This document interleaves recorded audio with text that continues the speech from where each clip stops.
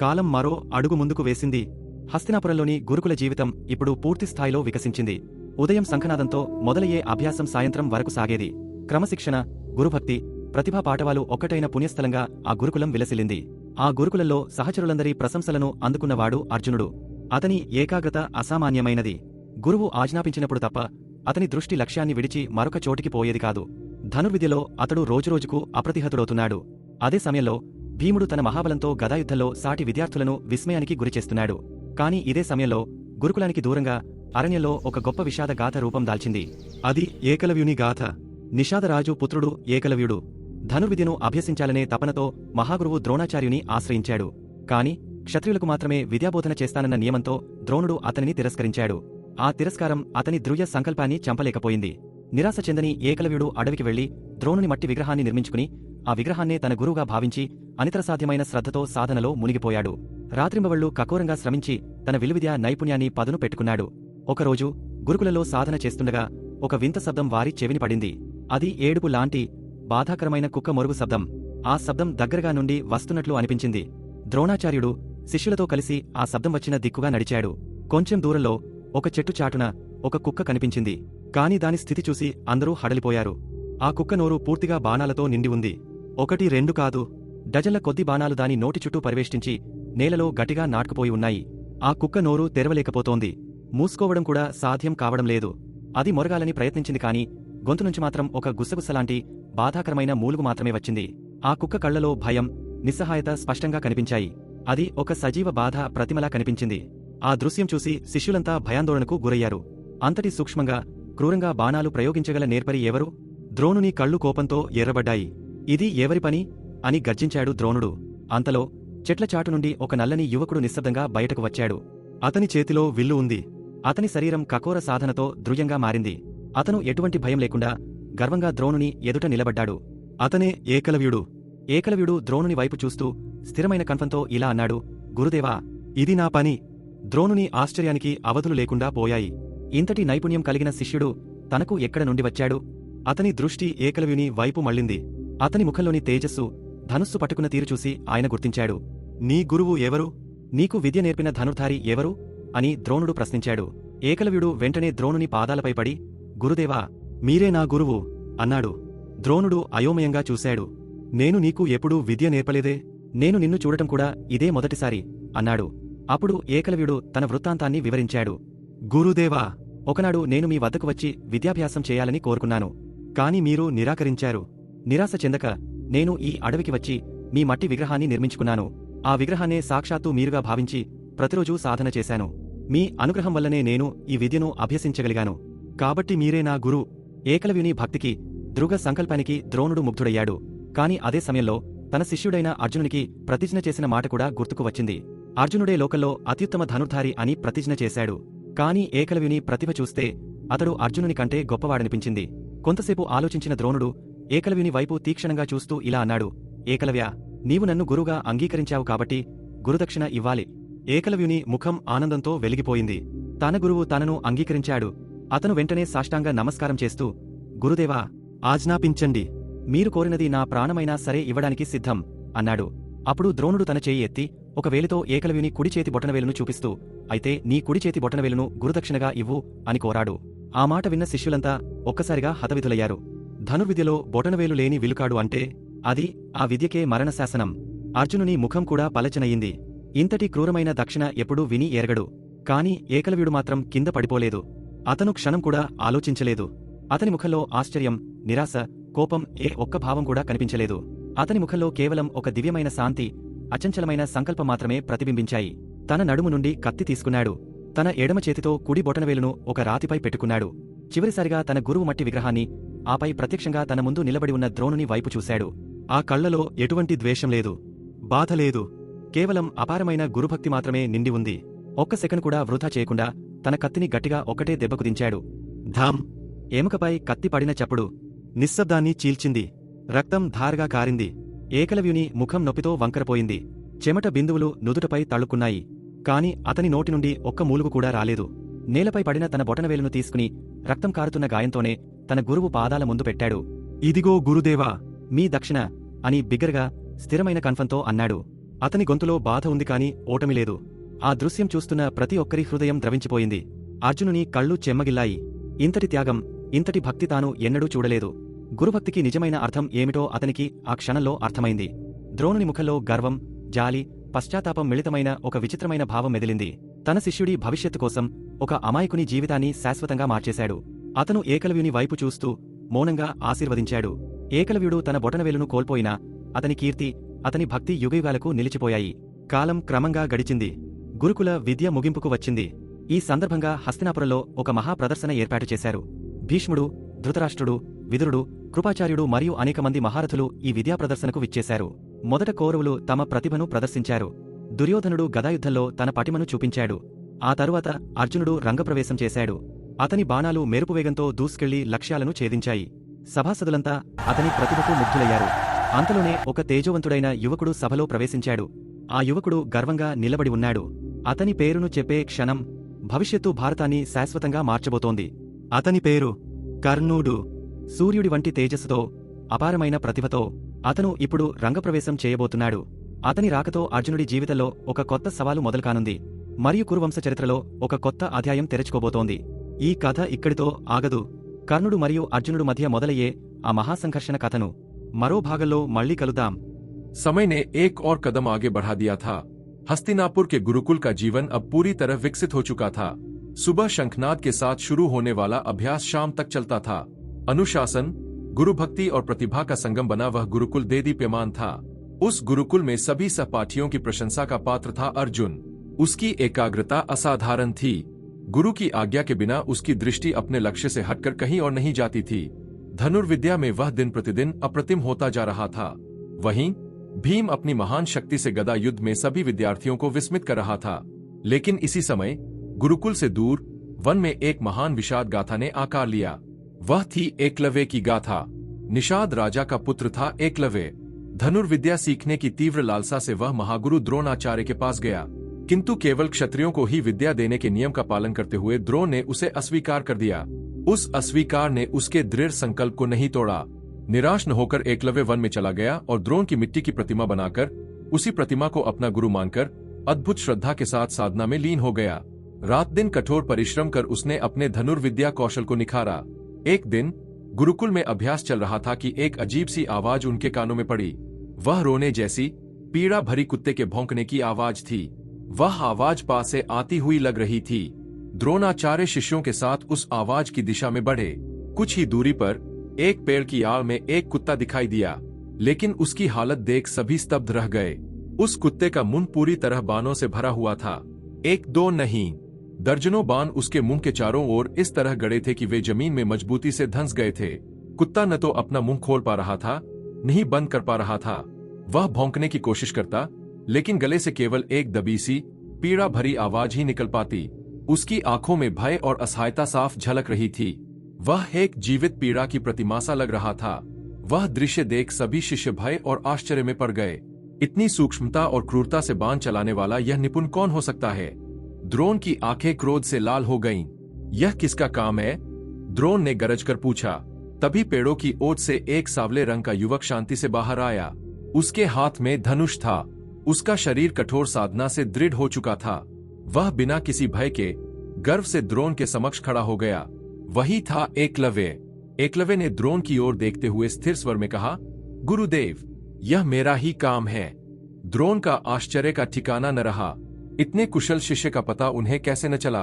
उनकी दृष्टि एकलव्य पर टिक गई। उसके मुख का तेज, धनुष धारण करने की शैली देखकर वे पहचान गए।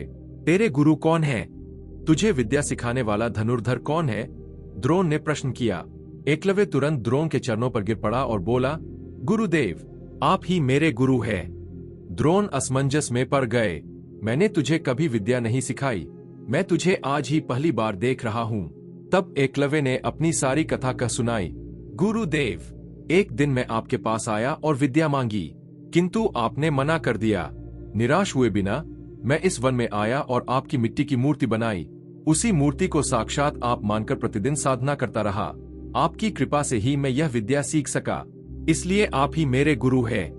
एकलव्य की भक्ति और दृढ़ संकल्प से द्रोण मुग्ध हो गए, लेकिन साथ ही अपने शिष्य अर्जुन को दिए वचन की याद आ गई। उन्होंने वचन दिया था कि अर्जुन ही संसार का सर्वश्रेष्ठ धनुर्धर होगा, किंतु एकलव्य की प्रतिभा देखकर वह अर्जुन से भी श्रेष्ठ प्रतीत हो रहा था। कुछ क्षण सोचने के बाद द्रोण ने एकलव्य की ओर तीक्ष्ण दृष्टि से देखते हुए कहा, एकलव्य, तूने मुझे गुरु माना है तो गुरु दक्षिणा तो देनी ही होगी। एकलव्य का मुख आनंद से दमक उठा। उसके गुरु ने उसे स्वीकार कर लिया था। वह तुरंत साष्टांग प्रणाम करते हुए बोला, गुरुदेव, आज्ञा दें, आप जो चाहें, मेरा प्राण भी हो तो वह भी देने को तैयार हूं। तब द्रोण ने अपना हाथ उठाया और एक उंगली से एकलव्य के दाहिने हाथ के अंगूठे की ओर इशारा करते हुए कहा, तो फिर अपने दाहिने हाथ का अंगूठा गुरुदक्षिणा में दे दे। यह सुनते ही सभी शिष्य सन्न रह गए। धनुर्विद्या में अंगूठे के बिना धनुर्धर का क्या मतलब? वह तो विद्या का ही अंत है। अर्जुन का मुख भी पीला पड़ गया। ऐसी क्रूर दक्षिणा उसने कभी न सुनी थी। पर एकलव्य नहीं डिगा। उसने एक पल भी विचार नहीं किया। उसके चेहरे पर न आश्चर्य था, न निराशा, न क्रोध। उसके मुख पर केवल एक दिव्य शांति और अटल संकल्प झलक रहा था। उसने अपनी कमर से कटार निकाली, बाएं हाथ से दाएं हाथ के अंगूठे को एक पत्थर पर रखा, अंतिम बार अपने गुरु की मिट्टी की मूर्ति और फिर अपने सामने खड़े साक्षात द्रोणाचार्य की ओर देखा। उन आंखों में न तो द्वेष था, न पीड़ा, केवल अपार गुरु भक्ति ही थी। एक पल भी गवाए बिना उसने अपनी कटार एक ही वार में जोर से चला दी। धम! हड्डी पर कटार पड़ने की आवाज ने सन्नाटा चीर दिया। रक्त की धार बह निकली। दर्द से एकलव्य का मुख विकृत हो गया। पसीने की बूंदें उसके माथे पर चमक उठीं, लेकिन उसके मुंह से एक भी कराह नहीं निकली। जमीन पर गिरे अपने अंगूठे को उठाया और खून बहते घाव के साथ ही उसे अपने गुरु के चरणों में रख दिया। यह लीजिए गुरुदेव, आपकी दक्षिणा, उसने दृढ़ स्वर में कहा। उसकी आवाज में पीड़ा थी, पर हार नहीं थी। वह दृश्य देख रहे हर किसी का हृदय पिघल गया। अर्जुन की आंखें नम हो गईं। इतना त्याग, इतनी भक्ति उसने कभी नहीं देखी थी। उस क्षण उसे गुरु भक्ति का सच्चा अर्थ समझ में आया। द्रोणाचार्य के चेहरे पर गर्व, दया और पश्चाताप का एक विचित्र मिश्रित भाव तैर गया। अपने शिष्य के भविष्य के लिए उन्होंने एक निर्दोष के जीवन को हमेशा के लिए बदल दिया था। उन्होंने एकलव्य की ओर देखा और मौन होकर उसे आशीर्वाद दिया। एकलव्य ने अपना अंगूठा खो दिया, पर उसकी कीर्ति और उसकी भक्ति युगों युगों तक अमर हो गई। समय बीतता गया। गुरुकुल की शिक्षा समाप्ति की ओर बढ़ी। इस अवसर पर हस्तिनापुर में एक भव्य प्रदर्शन का आयोजन किया गया। भीष्म, धृतराष्ट्र, विदुर, कृपाचार्य और अनेक महारथी इस विद्या प्रदर्शन के लिए उपस्थित हुए। पहले कौरवों ने अपनी प्रतिभा दिखाई। दुर्योधन ने गदा युद्ध में अपना कौशल दिखाया। उसके बाद अर्जुन ने रंग में प्रवेश किया। उसके बाण बिजली की गति से निकलकर लक्ष्यों को चीरते गए। सभा में उपस्थित सभी लोग उसकी प्रतिभा पर मुग्ध हो गए। तभी एक तेजस्वी युवक सभा में प्रविष्ट हुआ। वह युवक गर्व से खड़ा था। उसका नाम लेते ही भविष्य का भारत सदा के लिए बदलने वाला था। उसका नाम था कर्ण। सूर्य के समान तेज के साथ, अपार प्रतिभा से युक्त, वह अब रंग में प्रवेश करने वाला था। उसके आगमन के साथ ही अर्जुन के जीवन में एक नई चुनौती शुरू होने वाली थी और कुरुवंश के इतिहास में एक नया अध्याय खुलने वाला था। यह कहानी यही नहीं रुकती। कर्ण और अर्जुन के बीच शुरू होने वाले उस महान संघर्ष की कहानी अगले भाग में फिर मिलेंगे। நேரம் இன்னொரு அடி முன்னே எடுத்து வைத்தது. ஹஸ்தினாபுரத்தில் உள்ள குருகுல வாழ்க்கை இப்போது முழு வீச்சில் மலர்ந்திருந்தது. காலையில் சங்கநாதத்துடன் தொடங்கும் பயிற்சி மாலை வரை நீடிக்கும். ஒழுக்கம், குருபக்தி, திறமை ஆகிய அனைத்தும் இணைந்த புனித தலமாக அந்த குருகுலம் விளங்கியது. அந்த குருகுலத்தில் சக மாணவர்கள் அனைவரின் புகழையும் பெற்றவன் அர்ஜுனன். அவனுடைய ஒருமுகப்படுத்தும் திறன் அசாதாரணமானது. குரு கட்டளையிட்டால் தவிர அவனுடைய பார்வை இலக்கை விட்டு வேறு எங்கும் செல்வதில்லை. வில்வித்தையில் அவன் நாளுக்கு நாள் இணையற்றவனாக ஆகிக் கொண்டிருந்தான். அதே நேரத்தில் பீமன் தனது மகத்தான படத்தினால் கதாயுத்தத்தில் சக மாணவர்களை வியப்பில் ஆழ்த்திக் கொண்டிருந்தான். ஆனால் இதே நேரத்தில் குருகுலத்திலிருந்து வெகு தொலைவில் காட்டில் ஒரு பெரும் சோகக் கதை உருவெடுத்தது. அதுதான் ஏகலைவனின் கதை. நிஷாத அரசனின் மகன் ஏகலைவன் வில்வித்தையை கற்க வேண்டும் என்ற தவிப்புடன் மகா குரு துரோணாச்சாரியாரை அணுகினான். ஆனால் க்ஷத்திரியர்களுக்கு மட்டுமே வித்தை கற்பிப்பேன் என்ற விதியுடன் துரோணர் அவனை நிராகரித்தார். அந்த நிராகரிப்பு அவனது உறுதியான சங்கல்பத்தை அழிக்க முடியவில்லை. சலிக்காத ஏகலைவன் காட்டுக்குச் சென்று துரோணரின் மண் சிலையை உருவாக்கி அந்த சிலையையே தனது குருவாக எண்ணி இணையற்ற கவனத்துடன் சாதனையில் ஆழ்ந்துவிட்டான். இரவும் பகலும் கடுமையாக உழைத்து தனது வில்வித்தை திறமையை கூர்மையாக்கிக் கொண்டான். ஒரு நாள் குருகுலத்தில் பயிற்சி செய்து கொண்டிருக்கும் போது ஒரு விசித்திரமான சத்தம் அவர்கள் காதில் விழுந்தது. அது அழுகை போன்ற வேதனை நிறைந்த நாய் குரைக்கும் சத்தம். அந்தச் சத்தம் அருகிலிருந்தே வருவதாக தோன்றியது. துரோணாச்சாரியார் சீடர்களுடன் சேர்ந்து அந்த சத்தம் வந்த திசையை நோக்கி நடந்தார். சிறிது தூரத்தில் ஒரு மரத்தின் மறைவில் ஒரு நாய் தென்பட்டது. ஆனால் அதன் நிலையை பார்த்து அனைவரும் திடுக்கிட்டு போனார்கள். அந்த நாயின் வாய் முழுவதும் அம்புகளால் நிரம்பியிருந்தது. ஒன்றிரண்டு அல்ல, டஜன் கணக்கான அம்புகள் அதன் வாயைச் சுற்றிலும் பதிந்து தரையில் இறுக்கமாக ஊன்றியிருந்தன. அந்த நாயால் வாயை திறக்க முடியவில்லை, மூடவும் முடியவில்லை. அது குறைக்க முயன்றது, ஆனால் தொண்டையிலிருந்து ஒரு முணுமுணுப்பு போன்ற வேதனை நிறைந்த அலறல் மட்டுமே வந்தது. அந்த நாயின் கண்களில் பயமும் உதவியற்ற நிலையும் தெளிவாகத் தெரிந்தன. அது ஒரு உயிருள்ள வேதனை சிலை போல் காட்சியளித்தது. அந்த காட்சியை பார்த்து சீடர்கள் அனைவரும் அச்சமும் ஆச்சரியமும் அடைந்தனர். அவ்வளவு நுட்பமாக கொடூரமாக அம்புகளை செலுத்தக்கூடிய திறமைசாலி யார்?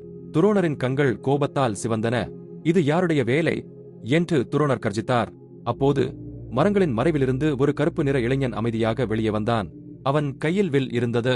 அவன் உடல் கடுமையான சாதனையால் வலிமையடைந்திருந்தது. அவன் எவ்வித பயமும் இல்லாமல் பெருமிதத்துடன் துரோணருக்கு முன்னால் நின்றான். அவன்தான் ஏகலைவன். ஏகலைவன் துரோணரை பார்த்து உறுதியான குரலில் இவ்வாறு கூறினான்: குருதேவா, இது என் வேலைதான் டூட். துரோணரின் ஆச்சரியத்திற்கு அளவே இல்லாமல் போனது. இத்தகைய திறமை கொண்ட சீடன் தனக்கு எங்கிருந்து கிடைத்தான்? அவன் பார்வை ஏகலைவன் பக்கம் திரும்பியது. அவன் முகத்திலிருந்த ஒளியும் வில் பிடித்த விதமும் பார்த்து அவர் உணர்ந்து கொண்டார். உன் குரு யார்? உனக்கு வித்தை கற்றுத் தந்தவில் வீரன் யார் என்று துரோணர் கேட்டார். ஏகலைவன் உடனே துரோணரின் பாதங்களில் விழுந்து, குருதேவா, நீங்கள்தான் என் குரு என்றான். துரோணர் குழப்பமடைந்தார். நான் உனக்கு எப்போதும் வித்தை கற்றுத் தரவில்லையே, நான் உன்னை பார்ப்பதும் இதுவே முதல் முறை என்றார். அப்போது ஏகலைவன் தன் வரலாற்றை விளக்கினான். குருதேவா, ஒருநாள் நான் உங்களிடம் வந்து வித்தை கற்க விரும்பினேன். ஆனால் நீங்கள் மறுத்துவிட்டீர்கள். சலிக்காமல் நான் இந்த காட்டிற்கு வந்து உங்கள் மண் சிலையை உருவாக்கிக் கொண்டேன். அந்த சிலையையே நேரடியாக நீங்களாக எண்ணி ஒவ்வொரு நாளும் சாதனை செய்தேன். உங்கள் அருளால்தான் நான் இந்த வித்தையை கற்க முடிந்தது. ஆகையால் நீங்கள்தான் என் குருடோட். ஏகலைவனின் பக்திக்கும் உறுதியான சங்கல்பத்திற்கும் துரோணர் மயங்கினார். ஆனால் அதே நேரத்தில் தன் சீடனான அர்ஜுனனுக்கு கொடுத்த வாக்கும் நினைவுக்கு வந்தது. அர்ஜுனனே உலகில் சிறந்தவில் வீரன் என்று வாக்களித்திருந்தார். ஆனால் ஏகலைவனின் திறமையை பார்க்கையில் அவன் அர்ஜுனனை விட பெரியவனாக தோன்றினான். சிறிது நேரம் சிந்தித்த துரோணர் ஏகலைவனை பார்த்து, ஏகலைவா, நீ என்னை குருவாக ஏற்றுக்கொண்டாய். ஆகையால் குருதட்சணை கொடுக்க வேண்டும் என்றார். ஏகலைவனின் முகம் மகிழ்ச்சியால் மலர்ந்தது. தன் குரு தன்னை ஏற்றுக்கொண்டார். அவன் உடனே சாஷ்டாங்க நமஸ்காரம் செய்து, குருதேவா, கட்டளையிடுங்கள். நீங்கள் விரும்புவது என் உயிரேயானாலும் கொடுக்க தயார் என்றான். அப்போது துரோணர் தனது கையை உயர்த்தி ஒரு விரலால் ஏகலைவனின் வலது கை கட்டை விரலை காட்டி, அப்படியானால் உன் வலது கை கட்டை விரலை குருதட்சணையாக கொடு என்று கேட்டார். அந்த வார்த்தையை கேட்ட சீடர்கள் அனைவரும் ஒரு நொடியில் அதிர்ச்சியடைந்தனர். வில்வித்தையில் கட்டை விரல் இல்லாத வில்லாளி என்றால் அது அந்த கலைக்கே மரண சாசனம்தான். அர்ஜுனனின் முகமும் வெளிறி போனது. இத்தகைய கொடூரமான தட்சணையை அவன் என்றும் கேள்விப்பட்டதே இல்லை. ஆனால் ஏகலைவன் மட்டும் துவண்டு விழவில்லை. அவன் ஒரு கணம் கூட யோசிக்கவில்லை. அவன் முகத்தில் ஆச்சரியமோ ஏமாற்றமோ கோபமோ எந்த ஒரு உணர்ச்சியும் தென்படவில்லை. அவன் முகத்தில் ஒரு தெய்வீகமான அமைதியும் அசைக்க முடியாத சங்கல்பமுமே பிரதிபலித்தன. தன் இடுப்பிலிருந்து கத்தியை எடுத்தான். தன் இடது கையால் வலது கட்டை விரலை ஒரு கல்லின் மீது வைத்தான். கடைசியாக தன் குருவின் மண் சிலையையும் பின்னர் நேரடியாக தனக்கு முன்னால் நின்று கொண்டிருந்த துரோணரையும் பார்த்தான். அந்த கண்களில் எவ்விதமான வெறுப்பும் இல்லை, வலியும் இல்லை. வெறும் அளவற்ற குருபக்தி மட்டுமே நிறைந்திருந்தது. ஒரு கணம் கூட வீணாக்காமல் தன் கத்தியை ஓங்கி ஒரே அடியாக வீசினான். தாம்! எலும்பின் மீது கத்திப்பட்ட சத்தம் நிசப்தத்தை கிழித்தது. ரத்தம் வெள்ளமாகச் சிந்தியது. ஏகலைவனின் முகம் வலியால் சுழித்தது. வியர்வை துளிகள் நெற்றியில் மின்னின. ஆனால் அவன் வாயிலிருந்து ஒரு சப்தம் கூட வரவில்லை. தரையில் விழுந்த தன் கட்டை விரலை எடுத்து ரத்தம் ஒழுகும் காயத்துடனேயே தன் குருவின் பாதங்கள் முன்வைத்தான். இந்தோ குருதேவா, உங்கள் தட்சணை என்று உரத்து உறுதியான குரலில் கூறினான். அவன் குரலில் வலி இருந்தது, ஆனால் தோல்வி இல்லை. அந்த காட்சியை பார்த்துக் கொண்டிருந்த ஒவ்வொருவரின் இதயமும் உருகிப்போனது. அர்ஜுனனின் கண்கள் கலங்கின. இத்தகைய தியாகத்தையும் இத்தகைய பக்தியையும் தான் என்றும் கண்டதில்லை. குருபக்திக்கு உண்மையான அர்த்தம் என்னவென்று அவனுக்கு அந்த கணத்தில் புரிந்தது. துரோணரின் முகத்தில் பெருமையும் இரக்கமும் பச்சாதாபமும் கலந்த ஒரு விசித்திரமான உணர்வு நிழலாடியது. தன் சீடனின் எதிர்காலத்திற்காக ஒரு அப்பாவியின் வாழ்க்கையை என்றென்றும் மாற்றிவிட்டார். அவர் ஏகலைவனை பார்த்து மௌனமாக ஆசீர்வதித்தார். ஏகலைவன் தன் கட்டை விரலை இழந்தாலும் அவனுடைய கீர்த்தியும் அவனுடைய பக்தியும் யுகங்கள் யுகங்களுக்கு நிலைத்து நின்றன. காலம் மெல்ல நகர்ந்தது.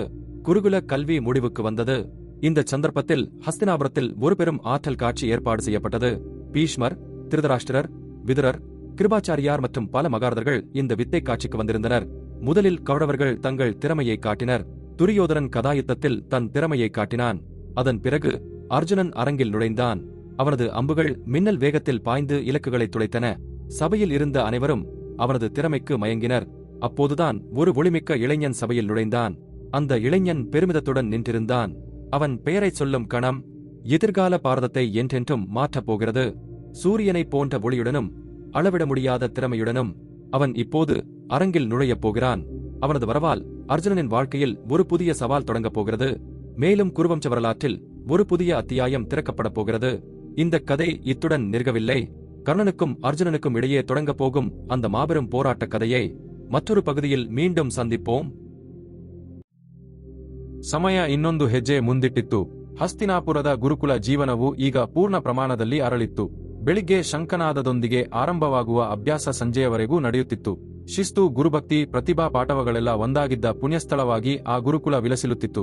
ಆ ಗುರುಕುಲದಲ್ಲಿ ಸಹಚರರೆಲ್ಲರ ಪ್ರಶಂಸೆಯನ್ನು ಪಡೆದವನು ಅರ್ಜುನ. ಅವನ ಏಕಾಗ್ರತೆ ಅಸಾಮಾನ್ಯವಾದುದು. ಗುರುವು ಆಜ್ಞಾಪಿಸಿದಾಗ ಮಾತ್ರವೇ ಹೊರತು ಅವನ ದೃಷ್ಟಿ ಗುರಿಯನ್ನು ಬಿಟ್ಟು ಬೇರೆಡೆಗೆ ಹೋಗುತ್ತಿರಲಿಲ್ಲ. ಧನುರ್ವಿದ್ಯೆಯಲ್ಲಿ ಅವನು ದಿನೇ ದಿನೇ ಅಪ್ರತಿಹತನಾಗುತ್ತಿದ್ದನು. ಅದೇ ಸಮಯದಲ್ಲಿ ಭೀಮನು ತನ್ನ ಮಹಾಬಲದಿಂದ ಗದಾಯುದ್ಧದಲ್ಲಿ ಸಹ ವಿದ್ಯಾರ್ಥಿಗಳನ್ನು ವಿಸ್ಮಯಗೊಳಿಸುತ್ತಿದ್ದನು. ಆದರೆ ಇದೇ ಸಮಯದಲ್ಲಿ ಗುರುಕುಲದಿಂದ ದೂರವಾಗಿ ಅರಣ್ಯದಲ್ಲಿ ಒಂದು ಮಹಾನ್ ವಿಷಾದ ಗಾಥೆ ರೂಪುಗೊಂಡಿತು. ಅದೇ ಏಕಲವ್ಯನ ಗಾಥೆ. ನಿಷಾದ ರಾಜನ ಪುತ್ರನು ಏಕಲವ್ಯ ಧನುರ್ವಿದ್ಯೆಯನ್ನು ಅಭ್ಯಸಿಸಬೇಕೆಂಬ ತುಡಿತದಿಂದ ಮಹಾಗುರು ದ್ರೋಣಾಚಾರ್ಯರನ್ನು ಆಶ್ರಯಿಸಿದನು. ಆದರೆ ಕ್ಷತ್ರಿಯರಿಗೆ ಮಾತ್ರವೇ ವಿದ್ಯಾಬೋಧನೆ ಮಾಡುವೆನೆಂಬ ನಿಯಮದೊಂದಿಗೆ ದ್ರೋಣನು ಅವನನ್ನು ತಿರಸ್ಕರಿಸಿದನು. ಆ ತಿರಸ್ಕಾರವು ಅವನ ದೃಢ ಸಂಕಲ್ಪವನ್ನು ಕೊಲ್ಲಲಾಗಲಿಲ್ಲ. ನಿರಾಶೆಗೊಳ್ಳದ ಏಕಲವ್ಯನು ಕಾಡಿಗೆ ಹೋಗಿ ದ್ರೋಣನ ಮಣ್ಣಿನ ವಿಗ್ರಹವನ್ನು ನಿರ್ಮಿಸಿಕೊಂಡು ಆ ವಿಗ್ರಹವನ್ನೇ ತನ್ನ ಗುರುವೆಂದು ಭಾವಿಸಿ ಅನಿತರ ಸಾಧ್ಯವಾದ ಶ್ರದ್ಧೆಯಿಂದ ಸಾಧನೆಯಲ್ಲಿ ಮುಳುಗಿದನು. ರಾತ್ರಿ ಹಗಲು ಕಠೋರವಾಗಿ ಶ್ರಮಿಸಿ ತನ್ನ ಧನುರ್ವಿದ್ಯಾ ನೈಪುಣ್ಯವನ್ನು ಹರಿತಗೊಳಿಸಿಕೊಂಡನು. ಒಂದು ದಿನ ಗುರುಕುಲದಲ್ಲಿ ಸಾಧನೆ ಮಾಡುತ್ತಿರುವಾಗ ಒಂದು ವಿಚಿತ್ರ ಶಬ್ದವು ಅವರ ಕಿವಿಗೆ ಬಿತ್ತು. ಅದು ಅಳುವಿನಂತಹ ನೋವಿನಿಂದ ಕೂಡಿದ ನಾಯಿಯ ಬೊಗಳುವ ಶಬ್ದ. ಆ ಶಬ್ದವು ಸಮೀಪದಿಂದಲೇ ಬರುತ್ತಿರುವಂತೆ ತೋರಿತು. ದ್ರೋಣಾಚಾರ್ಯರು ಶಿಷ್ಯರೊಂದಿಗೆ ಸೇರಿ ಆ ಶಬ್ದ ಬಂದ ದಿಕ್ಕಿನತ್ತ ನಡೆದರು. ಸ್ವಲ್ಪ ದೂರದಲ್ಲಿ ಒಂದು ಮರದ ಮರೆಯಲ್ಲಿ ಒಂದು ನಾಯಿಯೂ ಕಾಣಿಸಿಕೊಂಡಿತು. ಆದರೆ ಅದರ ಸ್ಥಿತಿಯನ್ನು ಕಂಡು ಎಲ್ಲರೂ ಬೆಚ್ಚಿಬಿದ್ದರು. ಆ ನಾಯಿಯ ಬಾಯಿಯು ಸಂಪೂರ್ಣವಾಗಿ ಬಾಣಗಳಿಂದ ತುಂಬಿತ್ತು. ಒಂದೆರಡು ಅಲ್ಲ, ಡಜನ್ ಗಟ್ಟಲೆ ಬಾಣಗಳು ಅದರ ಬಾಯಿಯ ಸುತ್ತಲೂ ಆವರಿಸಿಕೊಂಡು ನೆಲದಲ್ಲಿ ಗಟ್ಟಿಯಾಗಿ ನಾಟಿಕೊಂಡಿದ್ದವು. ಆ ನಾಯಿಯು ಬಾಯಿ ತೆರೆಯಲಾಗುತ್ತಿರಲಿಲ್ಲ, ಮುಚ್ಚಿಕೊಳ್ಳುವುದೂ ಸಾಧ್ಯವಾಗುತ್ತಿರಲಿಲ್ಲ. ಅದು ಬೊಗಳಲು ಪ್ರಯತ್ನಿಸಿತು, ಆದರೆ ಗಂಟಲಿನಿಂದ ಮಾತ್ರ ಒಂದು ಗುಸುಗುಸುನಂತಹ ನೋವಿನಿಂದ ಕೂಡಿದ ಗೊಣಗಾಟ ಮಾತ್ರ ಬಂತು. ಆ ನಾಯಿಯ ಕಣ್ಣುಗಳಲ್ಲಿ ಭಯ ಮತ್ತು ಅಸಹಾಯಕತೆ ಸ್ಪಷ್ಟವಾಗಿ ಕಾಣುತ್ತಿದ್ದವು. ಅದು ಒಂದು ಜೀವಂತ ನೋವಿನ ಪ್ರತಿಮೆಯಂತೆ ಕಾಣುತ್ತಿತ್ತು. ಆ ದೃಶ್ಯವನ್ನು ಕಂಡು ಶಿಷ್ಯರೆಲ್ಲರೂ ಭಯಚಕಿತರಾದರು. ಅಷ್ಟೊಂದು ಸೂಕ್ಷ್ಮವಾಗಿ, ಕ್ರೂರವಾಗಿ ಬಾಣಗಳನ್ನು ಪ್ರಯೋಗಿಸಬಲ್ಲ ನಿಪುಣನು ಯಾರು? ದ್ರೋಣರ ಕಣ್ಣುಗಳು ಕೋಪದಿಂದ ಕೆಂಪಾದವು. ಇದು ಯಾರ ಕೆಲಸ ಎಂದು ದ್ರೋಣರು ಗರ್ಜಿಸಿದರು. ಅಷ್ಟರಲ್ಲಿ ಮರಗಳ ಮರೆಯಿಂದ ಒಬ್ಬ ಕಪನೆಯ ಯುವಕನು ನಿಶ್ಶಬ್ದವಾಗಿ ಹೊರಗೆ ಬಂದನು. ಅವನ ಕೈಯಲ್ಲಿ ಬಿಲ್ಲು ಇತ್ತು. ಅವನ ಶರೀರವು ಕಠೋರ ಸಾಧನೆಯಿಂದ ದೃಢವಾಗಿತ್ತು. ಅವನು ಯಾವುದೇ ಭಯವಿಲ್ಲದೆ ಗರ್ವದಿಂದ ದ್ರೋಣರ ಎದುರು ನಿಂತನು. ಅವನೇ ಏಕಲವ್ಯ. ಏಕಲವ್ಯನು ದ್ರೋಣರ ಕಡೆಗೆ ನೋಡುತ್ತಾ ಸ್ಥಿರವಾದ ಕಂಠದಿಂದ ಹೀಗೆಂದನು, ಗುರುದೇವ, ಇದು ನನ್ನ ಕೆಲಸ. ದ್ರೋಣರ ಆಶ್ಚರ್ಯಕ್ಕೆ ಪಾರವೇ ಇರಲಿಲ್ಲ. ಇಷ್ಟೊಂದು ನೈಪುಣ್ಯವುಳ್ಳ ಶಿಷ್ಯನು ತನಗೆ ಎಲ್ಲಿಂದ ಬಂದನು? ಅವನ ದೃಷ್ಟಿ ಏಕಲವ್ಯನ ಕಡೆಗೆ ಹರಿಯಿತು. ಅವನ ಮುಖದಲ್ಲಿನ ತೇಜಸ್ಸು ಬಿಲ್ಲು ಹಿಡಿದ ರೀತಿ ಕಂಡು ಆಯನು ಗುರುತಿಸಿದನು. ನಿನ್ನ ಗುರು ಯಾರು? ನಿನಗೆ ವಿದ್ಯೆಯನ್ನು ಕಲಿಸಿದ ಧನುರ್ಧಾರಿ ಯಾರು ಎಂದು ದ್ರೋಣರು ಪ್ರಶ್ನಿಸಿದರು. ಏಕಲವ್ಯನು ತಕ್ಷಣ ದ್ರೋಣರ ಪಾದಗಳಿಗೆ ಬಿದ್ದು, ಗುರುದೇವ, ನೀವೇ ನನ್ನ ಗುರು ಎಂದನು. ದ್ರೋಣರು ದಿಗ್ಭ್ರಮೆಯಿಂದ ನೋಡಿದರು. ನಾನು ನಿನಗೆ ಎಂದು ವಿದ್ಯೆಯನ್ನು ಕಲಿಸಲಿಲ್ಲವಲ್ಲ, ನಾನು ನಿನ್ನನ್ನು ನೋಡುವುದು ಇದೇ ಮೊದಲ ಬಾರಿ ಎಂದರು. ಆಗ ಏಕಲವ್ಯನು ತನ್ನ ವೃತ್ತಾಂತವನ್ನು ವಿವರಿಸಿದನು. ಗುರುದೇವ, ಒಂದು ದಿನ ನಾನು ನಿಮ್ಮ ಬಳಿಗೆ ಬಂದು ವಿದ್ಯಾಭ್ಯಾಸ ಮಾಡಬೇಕೆಂದು ಕೋರಿಕೊಂಡೆನು. ಆದರೆ ನೀವು ನಿರಾಕರಿಸಿದಿರಿ. ನಿರಾಶೆಗೊಳ್ಳದೆ ನಾನು ಈ ಕಾಡಿಗೆ ಬಂದು ನಿಮ್ಮ ಮಣ್ಣಿನ ವಿಗ್ರಹವನ್ನು ನಿರ್ಮಿಸಿಕೊಂಡೆನು. ಆ ವಿಗ್ರಹವನ್ನೇ ಸಾಕ್ಷಾತ್ ನೀವೆಂದು ಭಾವಿಸಿ ಪ್ರತಿದಿನವೂ ಸಾಧನೆ ಮಾಡಿದೆನು. ನಿಮ್ಮ ಅನುಗ್ರಹದಿಂದಲೇ ನಾನು ಈ ವಿದ್ಯೆಯನ್ನು ಅಭ್ಯಸಿಸಲು ಸಾಧ್ಯವಾಯಿತು. ಆದ್ದರಿಂದ ನೀವೇ ನನ್ನ ಗುರು. ಏಕಲವ್ಯನ ಭಕ್ತಿಗೆ, ದೃಢ ಸಂಕಲ್ಪಕ್ಕೆ ದ್ರೋಣರು ಮನಸೋತರು. ಆದರೆ ಅದೇ ಸಮಯದಲ್ಲಿ ತನ್ನ ಶಿಷ್ಯನಾದ ಅರ್ಜುನನಿಗೆ ಮಾಡಿದ ಪ್ರತಿಜ್ಞೆಯೂ ನೆನಪಿಗೆ ಬಂದಿತು. ಅರ್ಜುನನೇ ಲೋಕದಲ್ಲಿ ಅತ್ಯುತ್ತಮ ಧನುರ್ಧಾರಿ ಎಂದು ಪ್ರತಿಜ್ಞೆ ಮಾಡಿದ್ದರು. ಆದರೆ ಏಕಲವ್ಯನ ಪ್ರತಿಭೆಯನ್ನು ನೋಡಿದರೆ ಅವನು ಅರ್ಜುನನಿಗಿಂತ ದೊಡ್ಡವನೆನಿಸಿದನು. ಸ್ವಲ್ಪ ಹೊತ್ತು ಆಲೋಚಿಸಿದ ದ್ರೋಣರು ಏಕಲವ್ಯನ ಕಡೆಗೆ ತೀಕ್ಷ್ಣವಾಗಿ ನೋಡುತ್ತಾ ಹೀಗೆಂದರು, ಏಕಲವ್ಯ, ನೀನು ನನ್ನನ್ನು ಗುರುವಾಗಿ ಅಂಗೀಕರಿಸಿದ್ದರಿಂದ ಗುರುದಕ್ಷಿಣೆಯನ್ನು ಕೊಡಬೇಕು. ಏಕಲವ್ಯನ ಮುಖವು ಆನಂದದಿಂದ ಹೊಳೆಯಿತು. ತನ್ನ ಗುರುವು ತನ್ನನ್ನು ಅಂಗೀಕರಿಸಿದನು. ಅವನು ತಕ್ಷಣ ಸಾಷ್ಟಾಂಗ ನಮಸ್ಕಾರ ಮಾಡುತ್ತಾ, ಗುರುದೇವ, ಆಜ್ಞಾಪಿಸಿರಿ. ನೀವು ಬಯಸಿದ್ದು ನನ್ನ ಪ್ರಾಣವೇ ಆದರೂ ಕೊಡಲು ಸಿದ್ಧ ಎಂದನು. ಆಗ ದ್ರೋಣರು ತಮ್ಮ ಕೈನೆತ್ತಿ ಒಂದು ಬೆರಳಿನಿಂದ ಏಕಲವ್ಯನ ಬಲಗೈ ಹೆಬ್ಬೆರಳನ್ನು ತೋರಿಸುತ್ತಾ, ಹಾಗಿದ್ದರೆ ನಿನ್ನ ಬಲಗೈ ಹೆಬ್ಬೆರಳನ್ನು ಗುರುದಕ್ಷಿಣೆಯಾಗಿ ಕೊಡು ಎಂದು ಕೇಳಿಕೊಂಡರು. ಆ ಮಾತನ್ನು ಕೇಳಿದ ಶಿಷ್ಯರೆಲ್ಲರೂ ಒಮ್ಮೆಗೆ ಬೆಚ್ಚಿಬಿದ್ದರು. ಧನುರ್ವಿದ್ಯೆಯಲ್ಲಿ ಹೆಬ್ಬೆರಳಿಲ್ಲದ ಬಿಲ್ಲುಗಾರನೆಂದರೆ ಅದು ಆ ವಿದ್ಯೆಗೆ ಮರಣಶಾಸನ. ಅರ್ಜುನನ ಮುಖವು ಕಳೆಗುಂದಿತು. ಇಂಥ ಕ್ರೂರವಾದ ದಕ್ಷಿಣೆಯನ್ನು ಅವನೆಂದೂ ಕೇಳಿರಲಿಲ್ಲ. ಆದರೆ ಏಕಲವ್ಯನು ಮಾತ್ರ ಕುಗ್ಗಲಿಲ್ಲ. ಅವನು ಒಂದು ಕ್ಷಣವೂ ಆಲೋಚಿಸಲಿಲ್ಲ. ಅವನ ಮುಖದಲ್ಲಿ ಆಶ್ಚರ್ಯ, ನಿರಾಶೆ, ಕೋಪ ಇವುಗಳಲ್ಲಿ ಯಾವ ಒಂದು ಭಾವವೂ ಕಾಣಿಸಲಿಲ್ಲ. ಅವನ ಮುಖದಲ್ಲಿ ಕೇವಲ ಒಂದು ದಿವ್ಯವಾದ ಶಾಂತಿ ಮತ್ತು ಅಚಂಚಲವಾದ ಸಂಕಲ್ಪ ಮಾತ್ರ ಪ್ರತಿಬಿಂಬಿತವಾದವು. ತನ್ನ ಸೊಂಟದಿಂದ ಕತ್ತಿಯನ್ನು ತೆಗೆದುಕೊಂಡನು. ತನ್ನ ಎಡಗೈಯಿಂದ ಬಲಗೈ ಹೆಬ್ಬೆರಳನ್ನು ಒಂದು ಕಲ್ಲಿನ ಮೇಲೆ ಇಟ್ಟನು. ಕೊನೆಯ ಬಾರಿಗೆ ತನ್ನ ಗುರುವಿನ ಮಣ್ಣಿನ ವಿಗ್ರಹವನ್ನು, ಆ ಬಳಿಕ ನೇರವಾಗಿ ತನ್ನ ಮುಂದೆ ನಿಂತಿದ್ದ ದ್ರೋಣರ ಕಡೆಗೆ ನೋಡಿದನು. ಆ ಕಣ್ಣುಗಳಲ್ಲಿ ಯಾವುದೇ ದ್ವೇಷವಿರಲಿಲ್ಲ, ನೋವಿರಲಿಲ್ಲ, ಕೇವಲ ಅಪಾರವಾದ ಗುರುಭಕ್ತಿ ಮಾತ್ರ ತುಂಬಿತ್ತು. ಒಂದು ಸೆಕೆಂಡನ್ನು ವ್ಯರ್ಥ ಮಾಡದೆ ತನ್ನ ಕತ್ತಿಯನ್ನು ಓಗೊಟ್ಟು ಒಂದೇ ಏಟಿಗೆ ಇಳಿಸಿದನು. ಎಲುಬಿನ ಮೇಲೆ ಕತ್ತಿ ಬಿದ್ದ ಸಪ್ಪಳ ಮೌನವನ್ನು ಸೀಳಿತು. ರಕ್ತವು ಧಾರಾಕಾರವಾಗಿ ಸುರಿಯಿತು. ಏಕಲವ್ಯನ ಮುಖವು ನೋವಿನಿಂದ ವಿಕಾರವಾಯಿತು. ಬೆವರಿನ ಹನಿಗಳು ಹಣೆಯ ಮೇಲೆ ಮಿಂಚಿದವು. ಆದರೆ ಅವನ ಬಾಯಿಂದ ಒಂದು ಕೂಗು ಹೊರಡಲಿಲ್ಲ.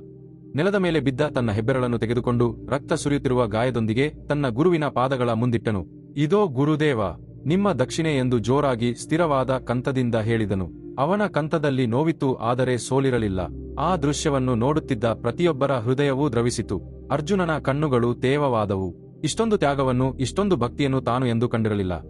ಗುರುಭಕ್ತಿಗೆ ನಿಜವಾದ ಅರ್ಥವೇನೆಂದು ಅವನಿಗೆ ಆ ಕ್ಷಣದಲ್ಲಿ ಅರ್ಥವಾಯಿತು. ದ್ರೋಣರ ಮುಖದಲ್ಲಿ ಹೆಮ್ಮೆ, ಕನಿಕರ ಮತ್ತು ಪಶ್ಚಾತ್ತಾಪ ಮಿಳಿತವಾದ ಒಂದು ವಿಚಿತ್ರವಾದ ಭಾವ ಮೂಡಿತು. ತನ್ನ ಶಿಷ್ಯನ ಭವಿಷ್ಯತ್ತಿಗಾಗಿ ಒಬ್ಬ ಅಮಾಯಕನ ಜೀವನವನ್ನು ಶಾಶ್ವತವಾಗಿ ಬದಲಾಯಿಸಿದ್ದರು. ಅವನು ಏಕಲವ್ಯನ ಕಡೆಗೆ ನೋಡುತ್ತಾ ಮೌನವಾಗಿ ಆಶೀರ್ವದಿಸಿದನು. ಏಕಲವ್ಯನು ತನ್ನ ಹೆಬ್ಬೆರಳನ್ನು ಕಳೆದುಕೊಂಡರೂ ಅವನ ಕೀರ್ತಿಯೂ ಅವನ ಭಕ್ತಿಯೂ ಯುಗಯುಗಗಳಿಗೂ ನಿಂತು ಹೋದವು. ಕಾಲವು ಕ್ರಮೇಣ ಕಳೆಯಿತು. ಗುರುಕುಲ ವಿದ್ಯೆಯು ಮುಕ್ತಾಯಕ್ಕೆ ಬಂದಿತು. ಈ ಸಂದರ್ಭದಲ್ಲಿ ಹಸ್ತಿನಾಪುರದಲ್ಲಿ ಒಂದು ಮಹಾ ಪ್ರದರ್ಶನವನ್ನು ಏರ್ಪಡಿಸಿದರು.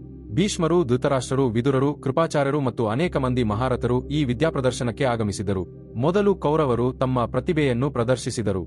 ದುರ್ಯೋಧನನು ಗದಾಯುದ್ಧದಲ್ಲಿ ತನ್ನ ಪಟಿಮೆಯನ್ನು ತೋರಿಸಿದನು. ಆ ಬಳಿಕ ಅರ್ಜುನನು ರಂಗಪ್ರವೇಶ ಮಾಡಿದನು. ಅವನ ಬಾಣಗಳು ಮಿಂಚಿನ ವೇಗದಿಂದ ಧಾವಿಸಿ ಗುರಿಗಳನ್ನು ಸೀಳಿದವು. ಸಭಾಸದರೆಲ್ಲರೂ ಅವನ ಪ್ರತಿಭೆಗೆ ಮನಸೋತರು. ಅಷ್ಟರಲ್ಲೇ ಒಬ್ಬ ತೇಜೋವಂತನಾದ ಯುವಕನು ಸಭೆಯಲ್ಲಿ ಪ್ರವೇಶಿಸಿದನು. ಆ ಯುವಕನು ಗರ್ವದಿಂದ ನಿಂತುಕೊಂಡಿದ್ದನು. ಅವನ ಹೆಸರನ್ನು ಹೇಳುವ ಕ್ಷಣ ಭವಿಷ್ಯತ್ತಿನ ಭಾರತವನ್ನು ಶಾಶ್ವತವಾಗಿ ಬದಲಾಯಿಸಲಿದೆ. ಅವನ ಹೆಸರು ಕರ್ಣ.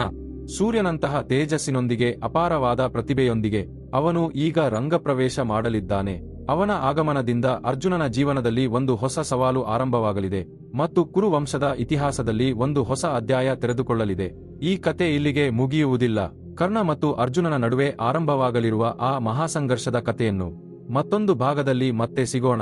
സമയം ഒരടിക്കൂടി മുന്നോട്ട് വെച്ചു. ഹസ്തിനാപുരത്തെ ഗുരുകുല ജീവിതം ഇപ്പോൾ പൂർണ്ണമായും വികസിച്ചു കഴിഞ്ഞിരുന്നു. രാവിലെ ശംഖനാദത്തോടെ ആരംഭിക്കുന്ന അഭ്യാസം വൈകുന്നേരം വരെ നീണ്ടുനിന്നു. അച്ചടക്കം, ഗുരുഭക്തി, കഴിവുകൾ എന്നിവ ഒന്നുചേർന്ന ഒരു പുണ്യസ്ഥലം പോലെ ആ ഗുരുകുലം ശോഭിച്ചു. ആ ഗുരുകുലത്തിൽ സഹപാഠികളുടെയെല്ലാം പ്രശംസ പിടിച്ചുപറ്റിയവനായിരുന്നു അർജുനൻ. അവന്റെ ഏകാഗ്രത അസാമാന്യമായിരുന്നു. ഗുരു കൽപ്പിക്കുമ്പോൾ മാത്രമല്ലാതെ അവന്റെ ശ്രദ്ധ ലക്ഷ്യത്തെ വിട്ടു മറ്റൊരിടത്തേക്ക് പോയിരുന്നില്ല. ധനുർവിദ്യയിൽ അവൻ ദിനംപ്രതി അതുല്യനായിക്കൊണ്ടിരുന്നു.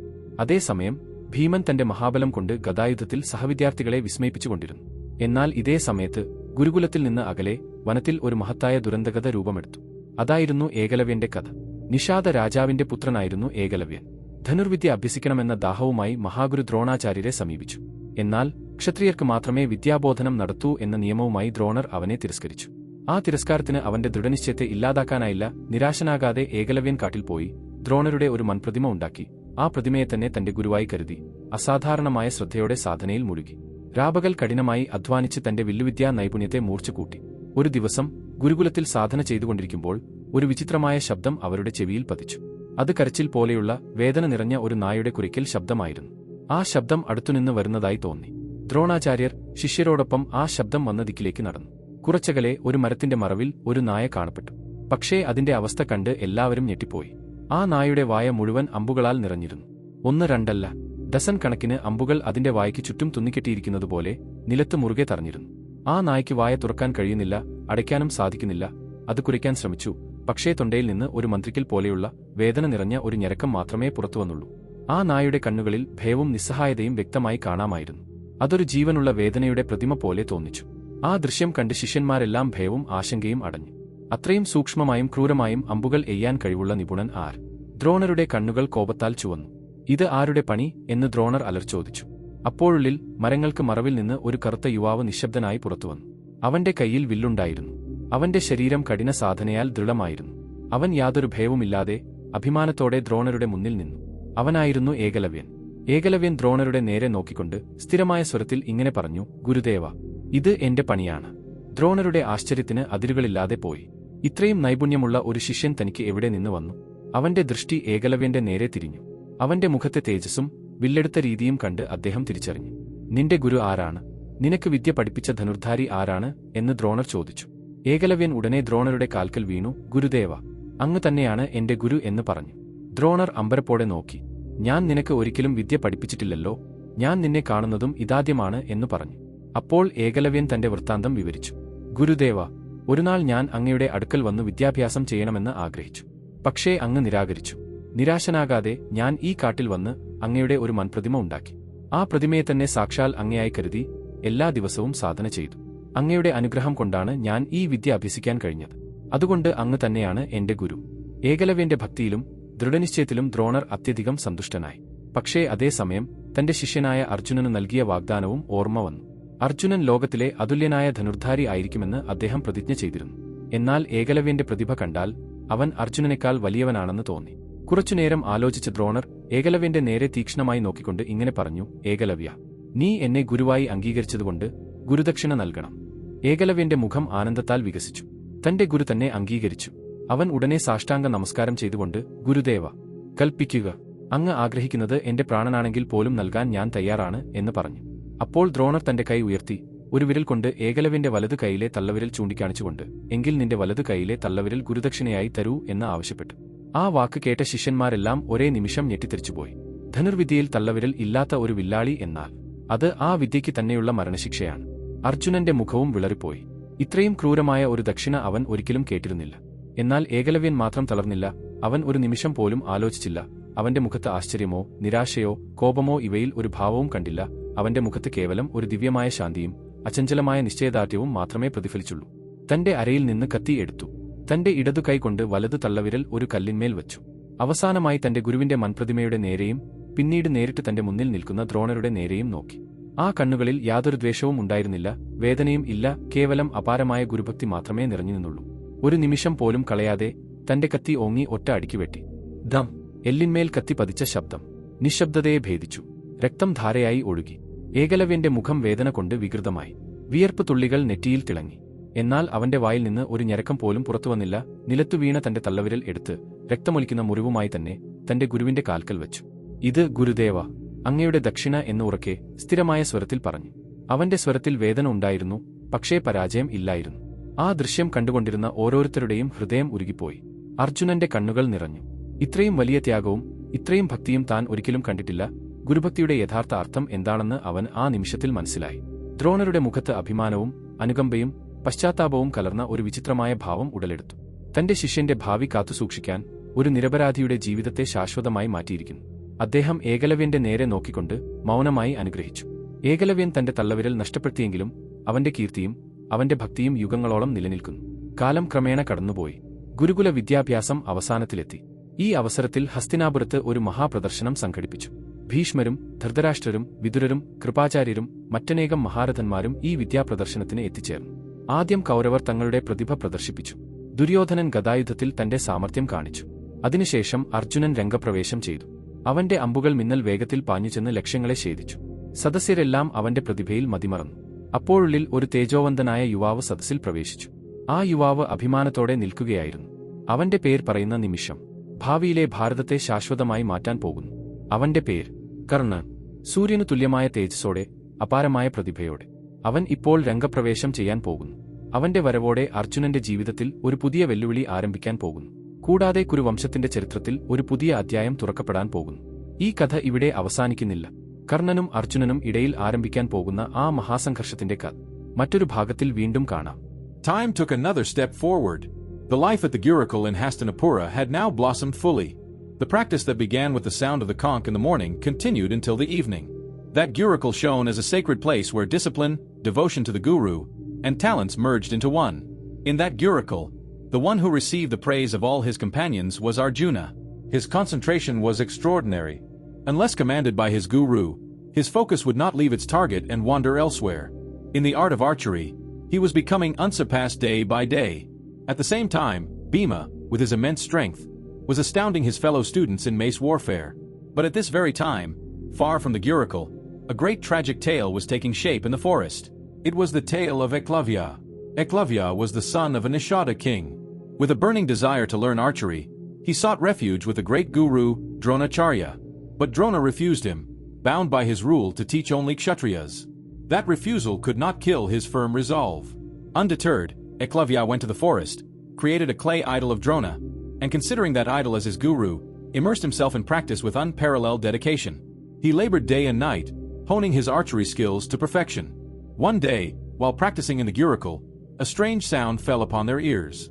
It was a painful dog's bark, like a cry. The sound seemed to be coming from nearby. Dronacharya, along with his disciples, walked towards the direction of the sound. At a short distance, behind a tree, a dog was visible. But everyone was stunned to see its condition. The dog's mouth was completely filled with arrows.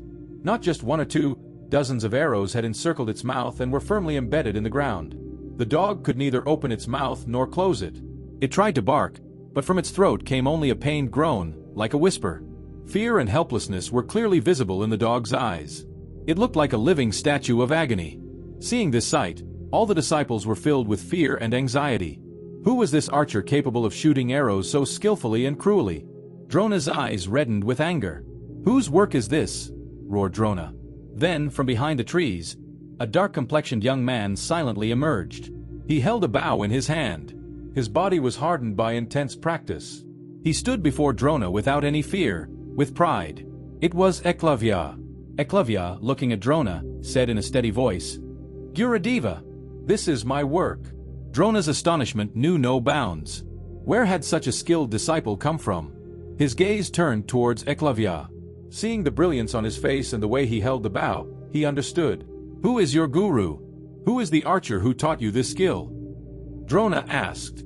Eklavya immediately fell at Drona's feet and said, "Gurudev, you are my guru." Drona looked confused. "But I never taught you. This is the first time I am seeing you," he said. Then Eklavya explained his story. "Gurudev, one day I came to you seeking to learn, but you refused. Without losing hope, I came to this forest and made a clay idol of you. Considering that idol as you, I practiced every single day. It is only by your grace that I could learn this art. Therefore, you alone are my guru." Drona was impressed by Eklavya's devotion and determination. But at the same time, he remembered the promise he had made to his disciple, Arjuna. He had vowed that Arjuna would be the greatest archer in the world. But seeing Eklavya's skill, it seemed he was even greater than Arjuna. After thinking for a while, Drona looked intently at Eklavya and said, "Eklavya, since you have accepted me as your guru, you must give me my fee, my Gurudakshina." Eklavya's face lit up with joy. His guru had accepted him. He immediately prostrated himself and said, "Gurudev, command me. I am ready to give you anything you desire, even my life." Then Drona raised his hand, pointed a finger at Eklavya's right thumb, and demanded, "Then give me your right thumb as my fee." Hearing this, all the disciples were shocked. An archer without a thumb in archery. That is a death sentence to the art itself. Even Arjuna's face paled. He had never heard of such a cruel fee. But Eklavya did not falter. He did not hesitate for a moment. Neither surprise, nor disappointment, nor anger. None of these emotions appeared on his face. His face reflected only a divine peace and an unshakable resolve. He took a knife from his waist. He placed his right thumb on a stone, steadying it with his left hand. He looked one last time at his guru's clay idol, and then at Drona standing before him. There was no hatred in those eyes, no pain, only immense devotion to his guru. Without wasting a single second, he swung his knife and brought it down in one decisive blow. Thud! The sound of the knife hitting the bone pierced the silence. Blood gushed out in a stream. Eklavya's face contorted in pain. Sweat beads glistened on his forehead. But not a single moan escaped his lips. He picked up his severed thumb from the ground and, with the wound still bleeding, placed it at his guru's feet. "Here it is, Gurudev. Your fee," he said in a loud, steady voice. There was pain in his voice, but no defeat. The heart of every onlooker melted at the sight. Arjuna's eyes welled up. He had never seen such sacrifice, such devotion. In that moment, he understood the true meaning of Guru Bhakti. A strange emotion, a mixture of pride, pity, and remorse, flickered on Drona's face. For the sake of his own disciple's future, he had permanently altered an innocent's life. He looked at Eklavya and silently blessed him. Though Eklavya had lost his thumb, His glory and his devotion remained immortal for ages. Time passed. The Gurukul education drew to a close. On this occasion, a grand exhibition was arranged in Hastinapura.